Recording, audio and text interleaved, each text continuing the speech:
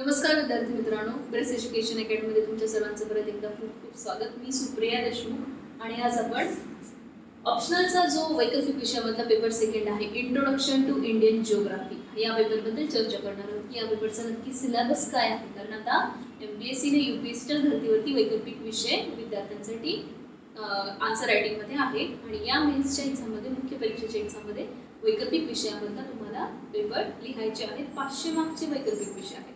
ज्या विद्यार्थ्यांना माहीत नाहीये त्या विद्यार्थ्यांसाठी परत एकदा मी सांगते, 500 मार्क्स हे वैकल्पिक विषयाला आहेत 1750 पैकी. आणि या 500 मार्क्समध्ये दोन पेपर आहेत, paper first and paper second, आणि दोन्ही पेपर 250 मार्क्सला आहेत. क्लिअर? आणि त्याच्यामध्ये आपण पेपर सेकंड कोणता, जिओग्राफी, आणि पेपर सेकंड आहे जिओग्राफी ऑफ इंडिया, याबद्दल चर्चा करणार आहोत. तर हा जिओग्राफी ऑफ इंडिया हाचा सिलेबस काय आहे ते इथे थोडक्यात लक्ष द्या. स्क्रीन सर्वांना विद्यार्थ्यांना व्यवस्थित दिसते screen. Paper second geography of India, तर त्यातला आपण पहिला पार्ट बघूया. तर जो हा सब्जेक्ट डिवाइड झालेला आहे यामध्ये फिजिकल सेटिंग्स, जिओग्राफी ऑफ इंडियामध्ये फर्स्ट टॉपिक दिसतो तुम्हाला, त्यामध्ये आहे फिजिकल सेटिंग्स. यामध्ये स्पेस रिलेशनशिप ऑफ इंडिया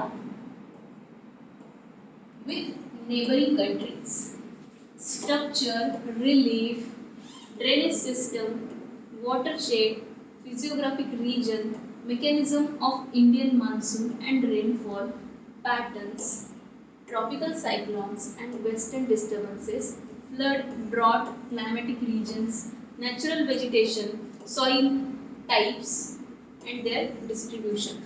हा तुमचा युनिट फर्स्ट पेपर सेकंड मधला geography of India. Paper second हा completely focus on geography of India.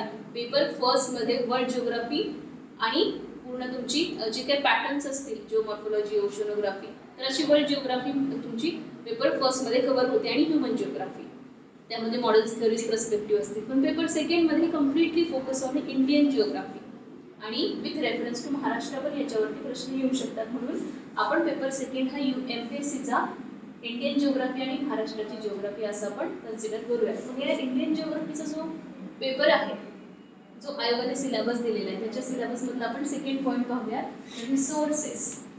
First point पाहिला physical setting, second point resources, land resources, ज्याच्यामध्ये सर्वात महत्त्वाचा important, most important resource that is a land resource, surface and groundwater, energy, minerals, biotic and marine resources, forest, wildlife resources and their conservation, energy crisis.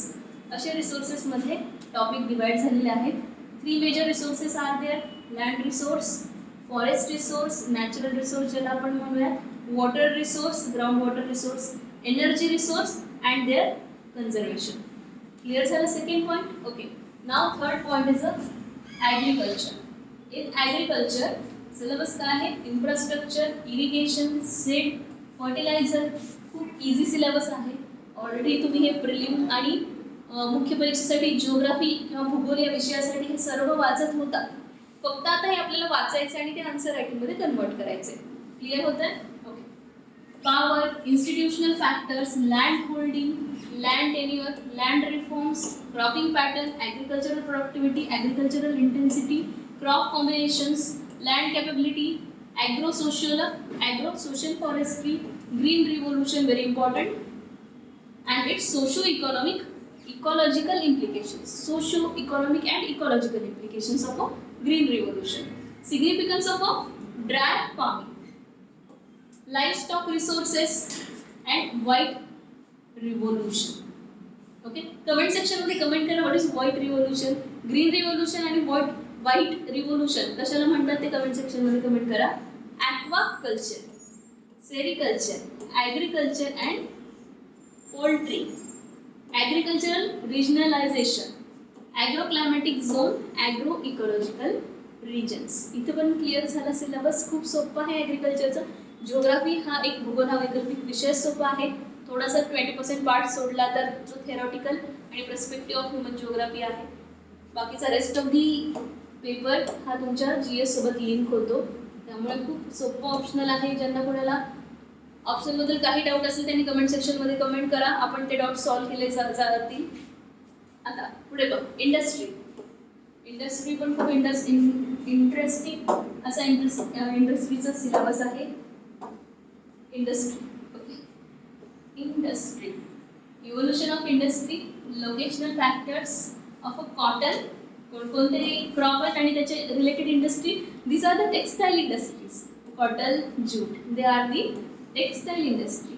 Iron and steel, aluminium, fertilizer, paper, chemical and pharmaceutical, automobile, cottage, agro-based industry, industrial houses and complexes, including public sector undertaking, PSU. Industrial regionalization, new industrial policy, multinationals and liberalization, special economic zone, SEZ, tourism including ecotourism. That is the syllabus of your industry section. Next syllabus आहे transport, communication and trade. यामध्ये road, railway, waterway, airway and pipeline. किती झाले total? 5 कनेक्टिव्हिटीचे medium आहेत आणि त्याच्याबद्दल आपल्याला detailed चर्चा करायची आहे. Networks and their complementary roles in regional development, means they are the connecting dot, ज्याला आपण ट्रेड किंवा ट्रान्सपोर्टेशनला म्हणू, की ते आपल्याला एका ठिकाणाहून दुसऱ्या ठिकाणी मालाची वाहतूक असेल, ह्युमन रिसोर्स जो असेल, एका ठिकाणाहून दुसऱ्या ठिकाणी जो जातो, यासाठी कनेक्टिव्हिटीची मदत असते. These are the medium of connectivity. Growing importance of a port. Y port is becoming more and more important in upcoming time. तर त्याच्यामध्ये आपण असं म्हणूयात की इंटरनॅशनल जो आपला ट्रेड असतो एक्सपोर्ट इम्पोर्टचा, जो पोर्ट थ्रू होतो, वॉटरवेज थ्रू होतो, तर त्यासाठी port are the most crucial transportation on a national and foreign trade, trade balance, trade policy, export processing zones, developments in communication and information technology and their impacts on economy and society. Indian Space Program हा तुमचा trade कम्युनिकेशनचा syllabus. Clear झाला इथपर्यंत?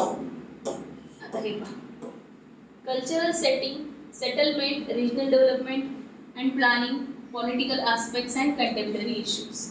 हा आपला remaining syllabus आहे. दिसतोय? एवढंच फक्त 10 पॉईंट आहेत. आता आपण transportation and communication trade 5 point cover केलेले आहेत.